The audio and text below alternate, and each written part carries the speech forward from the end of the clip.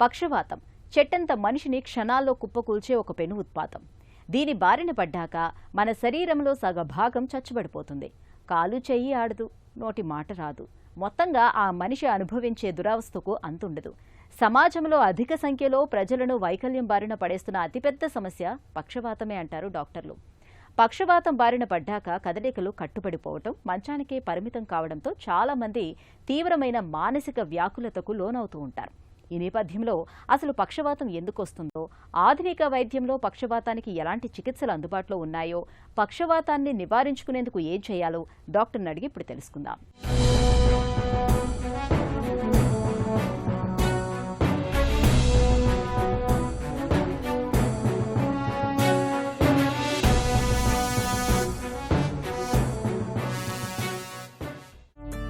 Brain stroke అంటే ఏంటి? Stroke అనేది మనకి రక్తనాళాలు ఏదైతే బ్లడ్ ఫ్లో ఉంటుందో అక్కడ యూజువల్గా మనకి బ్లడ్లో ఏదన్నా కట్ అవుతే మనకి రక్తం క్లాట్ అవ్వడం జరుగుతుంది. అదే రక్తం క్లాట్ అవ్వడం మనకి బ్లడ్ వెజల్లో కట్ లేకుండా జరిగితే దాన్ని స్ట్రోక్ అంటాము. ఆ బ్లడ్ ప్రవాహం తగ్గిపోయి ఏదైతే బ్రెయిన్లో యొక్క ఏరియాకి బ్లడ్ అందకపోవడం జరుగుతుంది, అక్కడ ఆక్సిజన్ అందకపోవడం జరుగుతుంది. అప్పుడు మనకి ఈ పక్షవాతము, బ్యాలెన్స్ ప్రాబ్లము అలాంటివి స్ట్రోక్ ద్వారా బయటపడుతుంది. పక్షవాతం ఎన్ని రకాలుగా రావచ్చు? స్ట్రోక్లో చాలా డిఫరెంట్ టైప్స్ ఉంటాయి. మెయిన్గా 3 రకాలు ఉంటాయి అన్నమాట. ఫస్ట్ది ఇస్కెమిక్ స్ట్రోక్ అంటాం. కొవ్వు అనేది మన రక్తనాళాల లోపల కంప్లీట్గా బ్లాక్ అయినప్పుడు దాన్ని ఇస్కెమిక్ స్ట్రోక్ అంటాము. రెండవ రకము హెమరేజిక్ స్ట్రోక్ అంటాం. ఎక్కువ శాతం బీపీ ఎక్కువ ఉన్న వాళ్ళకి 200 పైన బీపీ వెళ్ళినప్పుడు మనకేమవుతుందంటే ఆ ప్రెషర్ ఎక్కువైపోయి రక్తనాళం బ్రెయిన్ లోపల చిట్లిపోవడం జరుగుతుంది. రక్తనాళం చిట్లిపోయినప్పుడు లోపల బ్లీడింగ్ అయ్యి ఆ బ్లడ్ మన బ్రెయిన్ ఏరియాని డ్యామేజ్ చేస్తుంది. సో దీన్ని హెమరేజిక్ స్ట్రోక్ అంటాము. మూడవ రకం కార్డియో ఎంబాలిక్ స్ట్రోక్ అంటాం. కార్డియో ఎంబాలిక్ స్ట్రోక్ అంటే అక్కడ కూడా రక్తనాళం బ్లాక్ అవుతుంది, కానీ గుండె సరిగ్గా కొట్టుకోకపోవడం వలన గుండె లోపల క్లాట్ అనేది ఫార్మ్ అవుతుంది. ఆ క్లాట్ మనకి బ్రెయిన్ దాకా వెళ్ళిపోయి బ్రెయిన్లో రక్తనాళాన్ని బ్లాక్ చేస్తుంది. దాన్ని కార్డియో ఎంబాలిక్ స్ట్రోక్ అంటాము. పక్షవాతం లక్షణాలు ఎలా ఉంటాయి? ఓన్లీ పక్షవాతము మనకి చెయ్యి కాలు పట్టు తగ్గడము అనేది ఒక్కటే పక్షవాతము అని అనుకుంటుంటారు, కానీ అలా కాదు. చాలా డిఫరెంట్ ఫీచర్స్తో రావచ్చు స్ట్రోక్ అనేది. బ్యాలెన్స్, దీనికి ఒక నిమోనిక్ లాగా కూడా ఉంది, be fast, BEFAST. So B అంటే బ్యాలెన్స్. సో సడన్గా నార్మల్గా నడుస్తూ అన్ని పనులు చేసుకుంటున్న వాళ్ళకి సడన్గా బ్యాలెన్స్ ఇబ్బంది రావడము, నడుస్తున్నప్పుడు ఒక పక్కకి తూలిపోతున్నాను, కళ్ళు తిరుగుతున్నట్టు అనిపిస్తున్నాయి, సడన్గా వామిటింగ్ అవుతుంది. సో అది మనకి చిన్న మెదడులో స్ట్రోక్ అయినప్పుడు అలా రావచ్చు.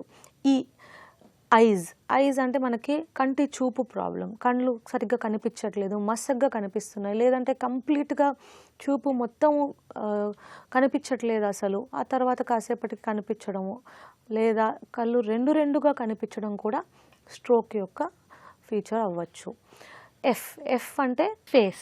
సో ఫేస్లో మనకి ఎసిమెట్రీ అంటే ఫేస్ ఒక పక్కకి సొట్టపోయినట్టుగా అనిపించడము, నోట్లో నుంచి నీళ్లు తాగిన ఒక పక్క నుంచి కారిపోవడం జరగడము, అది ఫేస్ అన్నమాట. తర్వాత ఆర్మ్ అంటే మనకి చెయ్యి పట్టు తగ్గిపోవడము, చేతిలో ఏదైనా వస్తువు పట్టుకోవాలన్నా అది పట్టుకోలేనట్టుగా అయిపోతుంది, చెయ్యి ఇలా పైకి లేపడానికి ట్రై చేసినా అది ఇలా కిందకి పడిపోతుంది, పట్టు లేకుండా ఉంది, అది ఏ. తర్వాత ఎస్ అంటే స్పీచ్, మాట మనకి తడబట్టము, మాట స్పష్టంగా రావకపోవడము, లేదా పూర్తిగా మాట ఆగిపోవడము, ఇలా రావచ్చు. So BEFAS. తర్వాత లాస్ట్లోది టైం. సో ఈ టైం అనేది మనకి చాలా చాలా ఇంపార్టెంట్. ఎగ్జాక్ట్ టైం నోట్ చేసుకోవడం, తర్వాత టైం వేస్ట్ చేయకుండా డాక్టర్ని వెళ్ళి కలవడము. పక్షవాతం ఎందుకు వస్తుంది? ముప్పు ఎవరికి ఎక్కువ? వయసు పెరిగే కొద్దీ మన రక్తనాళాల్లో కొలెస్ట్రాల్ అనేది డిపాజిట్ అయిపోయి, ఫ్యాట్ డిపాజిట్స్ అయిపోయి మనకి ఆ రక్తనాళం పూడుకుపోవడం జరుగుతుంది. సో ఏజ్ పెరిగే కొద్దీ మనకి ఆ 5-10% ఉన్నది కాస్త 50-60% అయినప్పుడు మనకి స్ట్రోక్ వచ్చే రిస్క్ పెరుగుతుంది. తర్వాత జెనెటిక్ ఫ్యాక్టర్స్ కూడా స్ట్రోక్స్ రావచ్చు. ఏజ్ ఎక్కువ ఉన్న వాళ్ళల్లో మనకి షుగర్, కోమార్బిడిటీస్ అనేవి, డయాబెటీస్, మనకి బ్లడ్ ప్రెషర్ లేదా కొలెస్ట్రాల్ ఎక్కువ ఉండటము లేదా థైరాయిడ్ ప్రాబ్లమ్స్, ఇవన్నీ ఉన్న వాళ్ళల్లో ఏంటంటే ఈ స్ట్రోక్ వచ్చే రిస్క్ ఇంకా ఆల్మోస్ట్ డబుల్ అయిపోతుంది. పక్షవాతం విషయంలో గోల్డెన్ అవర్ అంటే ఏంటి?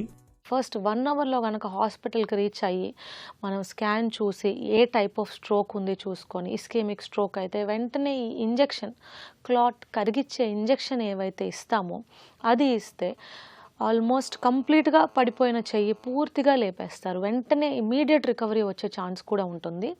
30% వాళ్ళలో ఇలా ఇమీడియట్ రెస్పాన్స్, మిగతా వాళ్ళలో ఇమీడియట్ రెస్పాన్స్ లేకపోయినా మనకి రేట్ ఆఫ్ రికవరీ అంటే 6 నెలల్లో తగ్గాల్సిన ప్రాబ్లం మనకి 1 మంత్లోనే రికవరీ కనిపించే ఛాన్సెస్ ఉంటుంది. సో ఈ ఇంజెక్షన్ ఇవ్వడం వలన చాలా అడ్వాంటేజ్, ఆల్మోస్ట్ కంప్లీట్ రికవరీ వచ్చే ఛాన్సెస్ చాలా ఎక్కువ.